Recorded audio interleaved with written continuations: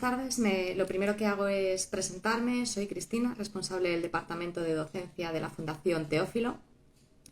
Y en esta sesión lo que vamos a hacer es resolver todas aquellas dudas que habéis tenido durante las sesiones online que hemos hecho y dudas, si no habéis podido acudir a ellas, que se os plantean a la hora de elegir un máster.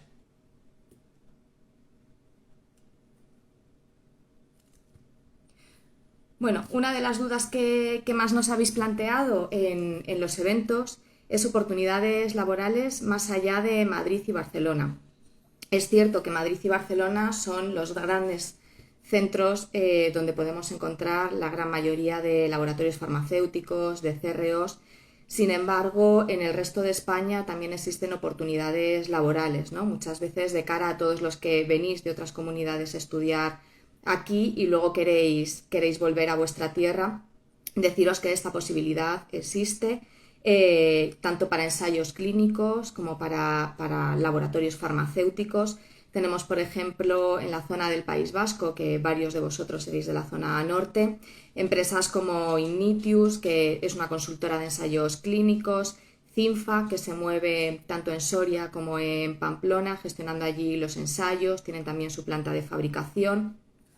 Si nos vamos más hacia el sur, encontraríamos también a Rovi con toda su planta de fabricación, Capadi, Esperior en la zona de la Comunidad Valenciana y por supuesto no tenemos que olvidar todas las fundaciones de investigación y los hospitales que gestionan ensayos clínicos, por lo que podemos ver que en toda España existen oportunidades laborales dentro de este sector.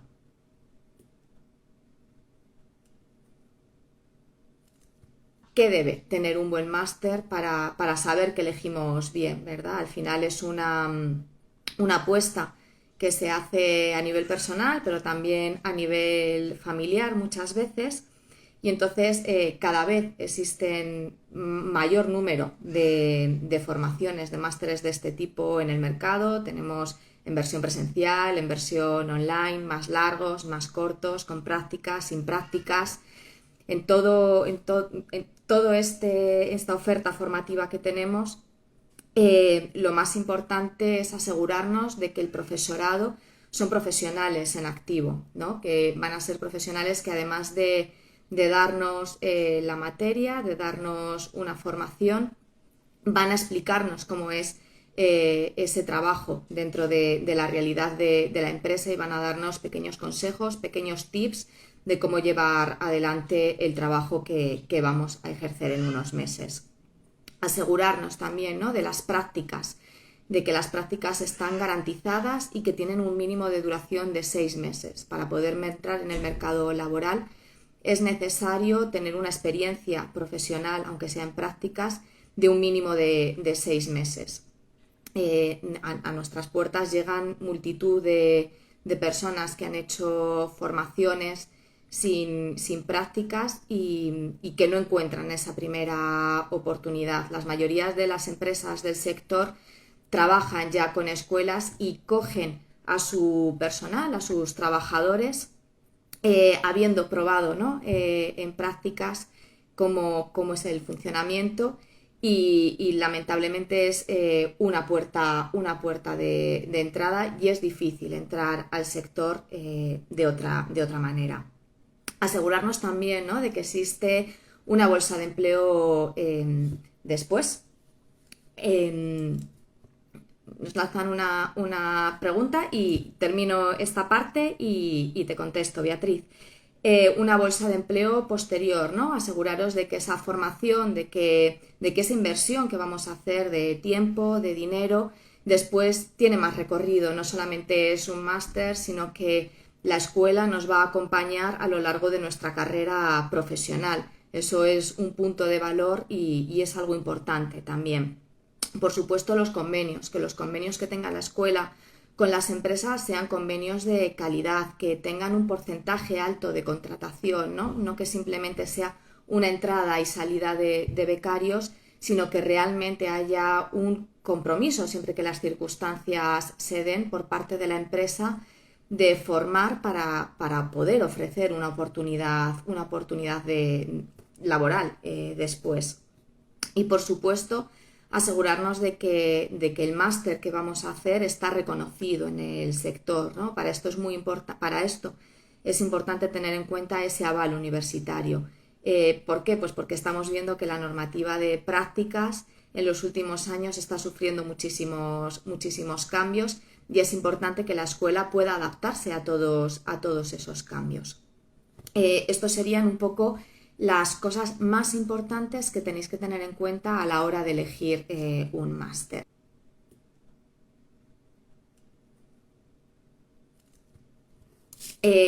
Con nosotros las prácticas se realizan a la vez que la teoría. Van surgiendo oportunidades, vais haciendo entrevistas y os van seleccionando las empresas.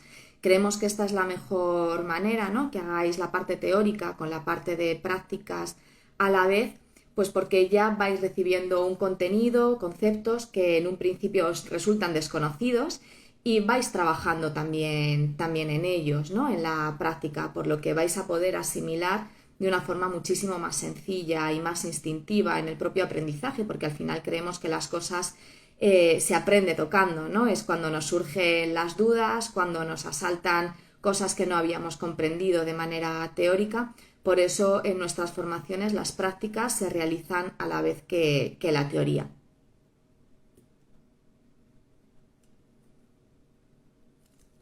Otras de las preguntas que nos planteabais también es si es importante la modalidad de máster a la hora de encontrar un trabajo posteriormente, ¿no? A la hora de terminar, la formación.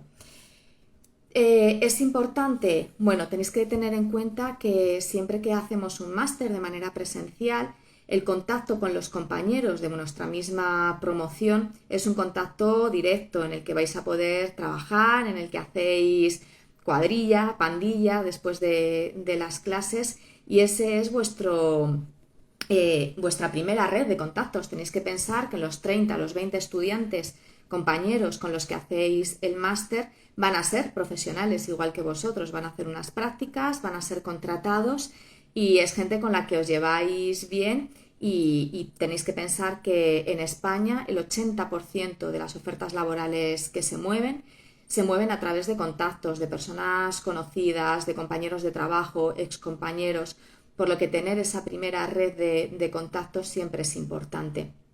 Es importante los compañeros, pero también es importante esa red de contactos a través de los tutores, de los mentores, de los profesores que os van a impartir las materias, que como os decía en la pregunta anterior es importante que sean profesionales.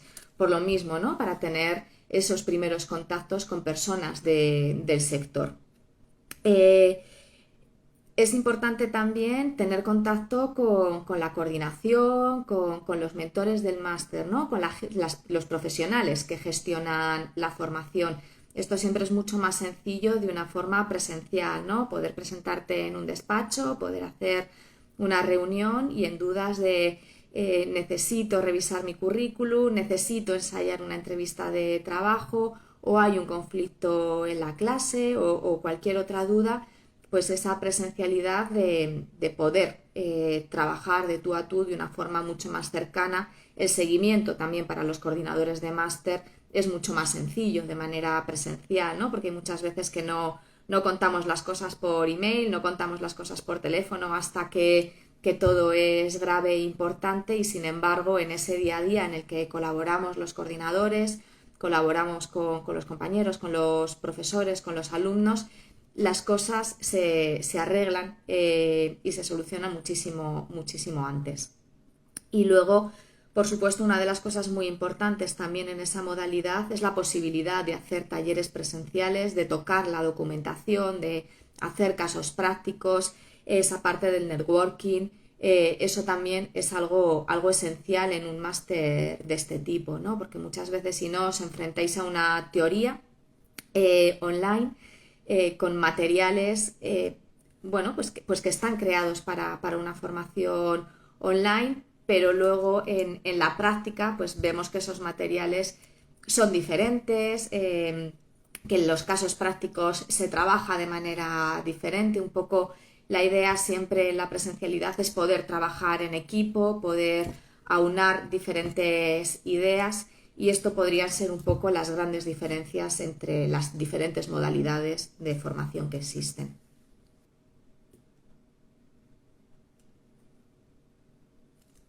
En nuestro máster, más del 80% del profesorado son profesionales que trabajan en los entornos de la industria farmacéutica en el máster de investigación y del MIFAR y profesionales que trabajan en los entornos de los ensayos clínicos en el MICEC. Tenemos profesores que trabajan en la Agencia Española del Medicamento, en laboratorios farmacéuticos, en CROs, en consultoras científicas.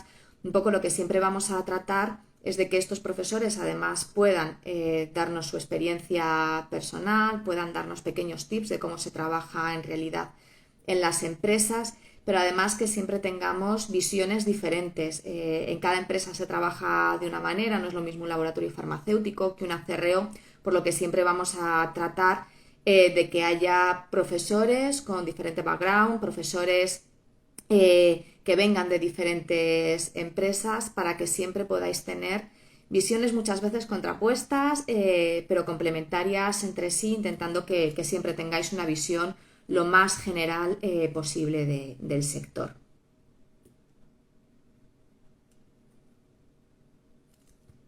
Otras de las dudas que nos planteabais, sobre todo aquellos que no sois farmacéuticos, ¿no? De los que venían de carreras como química, de biología, era ¿puedo con mi carrera acceder a los entornos de la industria farmacéutica?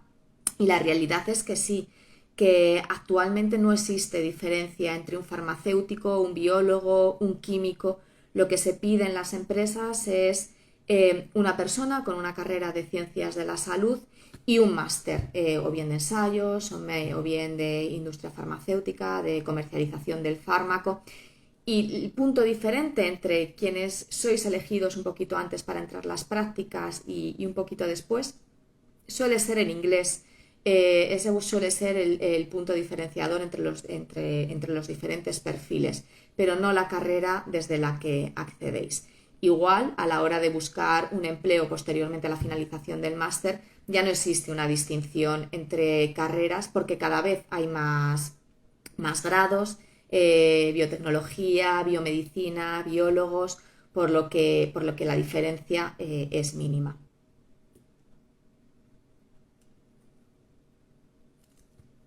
Esto también es una de las preguntas clave, ¿no? Muchas veces hemos oído hablar de departamentos que nos suena fenomenal. Esto suele pasar con ensayos clínicos, con el departamento médico, con la figura del MSL y con el departamento de marketing, que son un poquito los que mejor fama tienen, ¿no? Y todos nos vemos ahí. La realidad es que la industria farmacéutica, además de buscar, bueno, pues esa formación de base, en los últimos años, en los últimos 10, 15 años, se está buscando sobre todo competencias personales, ¿no? Eso que cada uno tenemos y nos diferencia por ser nosotros mismos. Esa es la parte que más importancia se le está dando a la hora de encajar o no en un departamento. Tenéis que pensar que cuando hacéis un máster de este tipo, la gran mayoría de vosotros sois personas jóvenes, recién salidos de la carrera o recién salidos de un máster oficial, pero sois gente entre 22, 28, 29 años, con muy poquita experiencia profesional y bueno, es difícil saber dónde podéis encajar. Para ello hacéis entrevistas con los departamentos de recursos humanos, donde ellos como especialistas ven aquellas competencias, aquellas aptitudes que pueden ser buenos para un departamento en concreto, pero no debemos olvidar también para una empresa en concreto, ¿no? Hay muchas veces que podemos hacer una entrevista para el departamento médico en una empresa y que nos rechacen, pero eso no quiere decir que no seamos buenos para ese departamento, sino que a lo mejor en ese momento no encajamos en la empresa por las razones que sean, pero podemos encajar en el departamento médico de otra empresa. Un poco las competencias, ¿no? Más generales son, bueno, pues si somos unas personas con un perfil científico, que además comunicamos bien, que se nos da bien hablar en público, solemos ir un poquito más hacia esa parte de comercialización del fármaco, ¿no? A aquellos departamentos como es acceso al mercado, departamento médico, marketing, aquellas personas que tenemos un perfil un poquito más científico, pero no tenemos esas competencias o no nos apetece trabajar tanto en público, podemos ir hacia otros departamentos como es calidad o es galénica para los departamentos de I+D. Luego otras competencias también, pues por ejemplo para ensayos clínicos se necesitan personas muy organizadas porque trabajamos en varios proyectos a la vez, personas asertivas, con mucha mano izquierda porque vamos a trabajar con muchas personas diferentes, personas flexibles porque tenemos también esa parte de las visitas de monitorización, pero un poco con todo esto, así contado de forma un poco general, lo que nosotros hacemos y buscamos en el máster es que sean las propias empresas a través de recursos humanos los que decidan dónde podéis encajar un poquito mejor, ¿no? Ofreceros todas las oportunidades para que seáis, para que no os cerréis puertas a vosotros mismos y sea recursos humanos, que son los profesionales del sector, los que vean un poquito más allá de vuestro perfil y puedan decidir dónde podéis encajar un poquito mejor. Lo más importante de este sector es la movilidad que existe, ¿no? Realizar prácticas, incluso trabajar durante años en un departamento no nos va a condenar, como si dijéramos, a ese departamento, sino que, como os comentaba al principio cuando respondía la pregunta, lo más importante son las competencias que tenéis vosotros como personas, como profesionales, y van a ser las que luego van a hacer que os mováis de departamento en departamento. Un poco la idea que siempre intento transmitir a través de las entrevistas, de las charlas, es que el sector de la industria farmacéutica es un sector en el que lo importante es subirse al tren, ¿no? Lo importante es entrar y luego nuestro propio desarrollo profesional, nuestra propia trayectoria será la que nos irá llevando a un camino o a otro, teniendo en cuenta que la movilidad es algo totalmente normalizado y algo que ofrecen todas las empresas, ¿no? Con la idea de no perder nunca a ese profesional porque quiera cambiar de departamento, sino ofrecerle oportunidades dentro del departamento, de diferentes departamentos donde en ese momento tenga interés.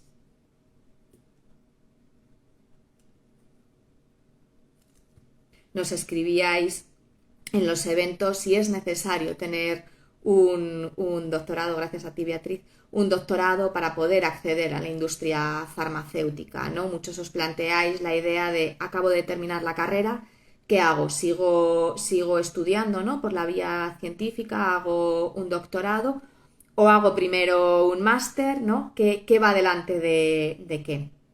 La realidad es que en la gran mayoría de empresas para perfiles junior no es necesario un doctorado, ¿no? Y nos encontramos con un montón de profesionales que no lo tienen y siguen desarrollándose y siguen creciendo. Y nos encontramos también con personas que hacen el máster y luego, bueno, pues deciden probar esa parte del doctorado porque es una espinita que no quieren tener.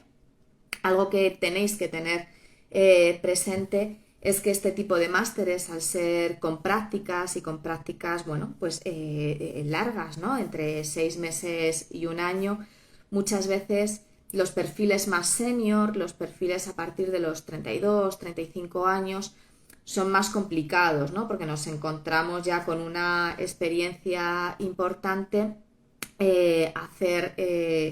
intentando hacer prácticas. Muchas veces tenemos a nuestro manager que es más joven, entonces las empresas, este tipo de másteres con prácticas suelen ofrecerlos a perfiles más junior, ¿no? A perfiles sin experiencia o con experiencias, bueno, pues de oficina de farmacia de 3 a 4 años, personas que han intentado hacer el FIR, el BIR. Por eso muchas veces si os planteáis hacer un doctorado a largo plazo antes de hacer este tipo de formaciones, bueno, pues no suele ser lo aconsejable después por lo complicado de entrar después en este tipo de formaciones, ¿no? Tenéis que tener en cuenta también que este tipo de formaciones, las que estamos avalados por universidad, a la hora de luego tener puntos para el doctorado, contamos como formación complementaria. Por lo que, bueno, pues también es una opción para luego tener más puntos.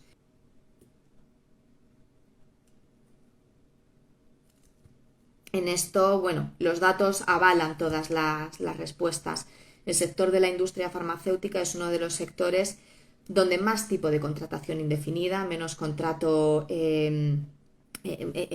precario existe. Para que os hagáis una idea, aproximadamente alrededor del 93% del empleo dentro de la industria es indefinido.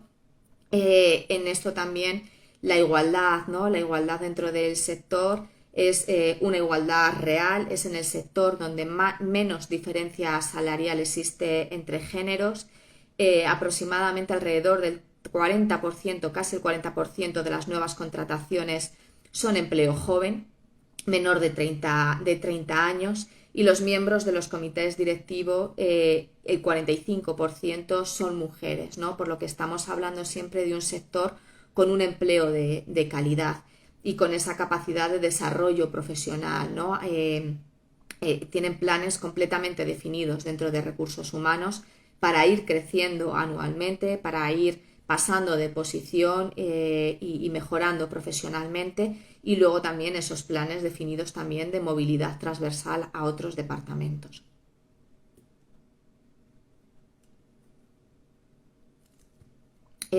Comentabais uno de vosotros, ¿no? Al hilo de la persona que decía las posibilidades reales de entrar con 40 años. A mí me interesa hacer formación y prácticas siempre que luego tenga un acceso real. Retomo, ¿no? Una de las preguntas que había contestado al principio.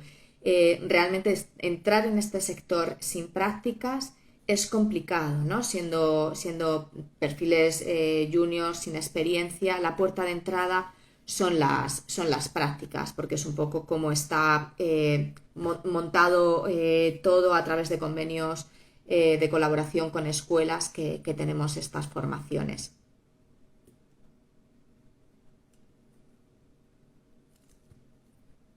Muchas veces también enlazando un poco con esto, cosas que se ven, ¿no? Es la imposibilidad de entrar a un tipo de máster, ciertos perfiles con prácticas, y entonces tiramos hacia la idea de, bueno, me dan acceso en una formación online sin prácticas o en una formación presencial sin prácticas.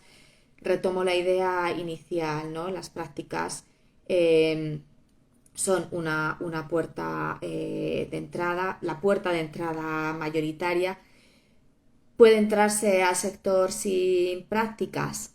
Puede, ¿no? Posibilidades siempre hay, pero es verdad que es complicado. Personalmente no conozco casos ahora mismo.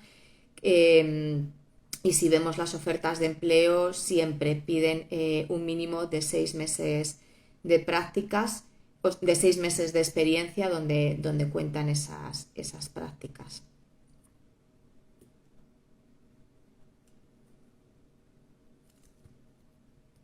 Cosas que soléis también preguntar, ¿no? Aquellos que estáis interesados en los ensayos clínicos es si hacer un máster de coordinación, si hacer un máster de monitorización. En esto, nada, comentaros la formación, ¿no? y el trabajo que realiza el monitor y el coordinador es similar, está totalmente relacionado, por lo que, bueno, tener experiencia de monitorización o de coordinación, vuelvo a lo mismo, ¿no? No nos encadena a ese puesto, y el salto entre ambos perfiles es un salto también normalizado.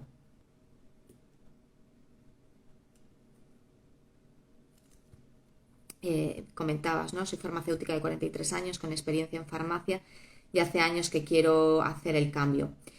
Solo me ofrecen call center, hace muchos años que intento acceder a la industria y nada. Es complicado, ¿no? Con esa experiencia en oficina de farmacia, pegar el salto a través de un máster con prácticas no es lo recomendable, lo recomendable. Piensa que compites con gente muy joven, muchas veces, bueno, pues con un nivel de idiomas importante. La mayoría de la gente joven ya tiene un inglés alto, muchas veces manejan un tercer idioma. Yo lo que siempre os suelo recomendar a aquellos perfiles que, bueno, pues que muchas veces venís de oficina de farmacia, es entrar por la parte administrativa, ¿no? Hacia cursos de un administrativo de ensayos clínicos en los que luego os podáis ir moviendo. Actualmente, para el administrativo de ensayos clínicos, para estos perfiles un poco más técnicos, no existen unos requerimientos ni existe un perfil tan definido como puede haberlo para otras posiciones y suele ser una buena puerta de entrada. Pero es verdad que las formaciones con prácticas para estos perfiles un poquito más senior son más complicados, porque también un poco lo que se trata, o por lo menos lo que nosotros tratamos siempre, es de coger grupos homogéneos, ¿no? Que no tengan muchas diferencias de perfiles, pues para el buen funcionamiento del grupo dentro del curso también, ¿no? Para que realmente sea un máster, una formación de la que poder sacar otras muchísimas cosas, además de una buena formación, ¿no? Pues sacar contactos, sacar amigos, adaptar también el contenido de las clases pues a quien nos escuchan. Eso sería un curso de CTA. Esa suele ser mi recomendación para los perfiles como el tuyo.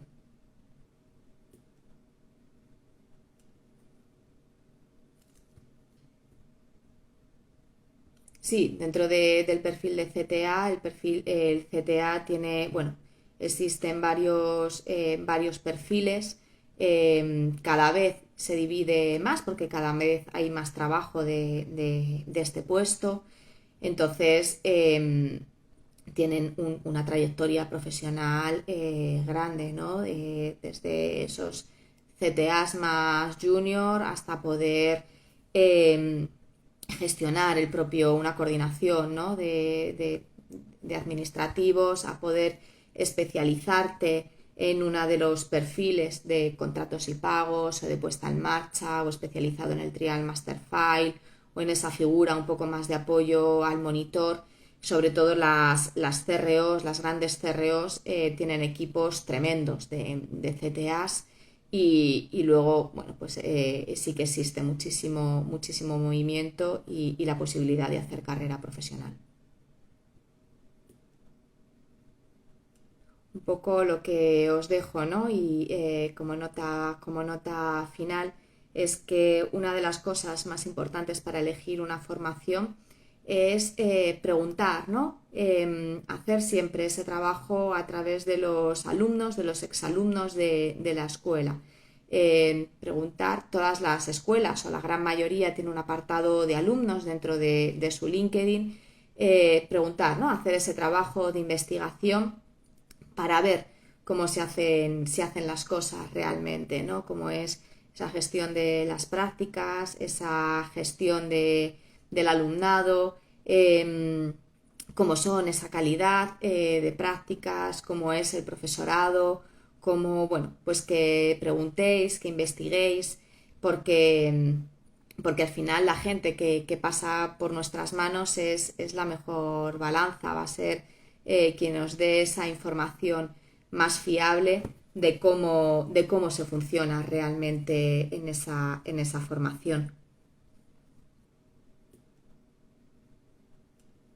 Si una vez acabemos el directo os surgen nuevas dudas o en esa comparación, ¿no? De formaciones que estéis haciendo actualmente con las escuelas, podéis escribirnos a la fundación, podéis escribirnos al correo de docencia y podemos resolver todas las dudas que se os sigan planteando después de esta sesión. Pues nada más, muchísimas gracias a todos y a todas los que habéis acudido a esta sesión. Espero haber resuelto todas las dudas que quedaron pendientes, todas las dudas que habéis planteado aquí y quedamos a vuestra disposición por si tenéis más dudas, cosas que plantear o más información. Muchas gracias por vuestro tiempo y feliz tarde. Saludo.